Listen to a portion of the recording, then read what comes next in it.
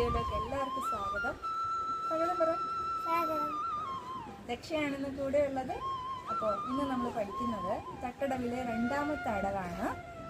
തട്ടടവ് രണ്ടാമത്തെ അടവ്. അതിൻ്റെ ചൊല്ല് വരുമ്പോൾ ദക്ഷ പിടിച്ചത് ചൊല്ല് വരുമ്പോൾ തെയ്യ തെയ്യ് തെയ്യ തെയ്.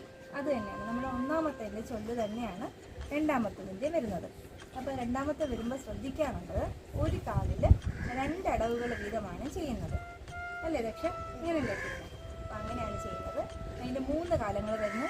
ഏറ്റവും കുറച്ച്, അതായത് ഏറ്റവും സ്പീഡ് കുറച്ച് ചെയ്യുന്നത് ഒന്നാം കാലം, ഇത്തിരി സ്പീഡ് കൂട്ടി ചെയ്യുന്നത് രണ്ടാം കാലം, അതിൻ്റെ നല്ല സ്പീഡ് ചെയ്യുന്നത് ഏത് കാലം?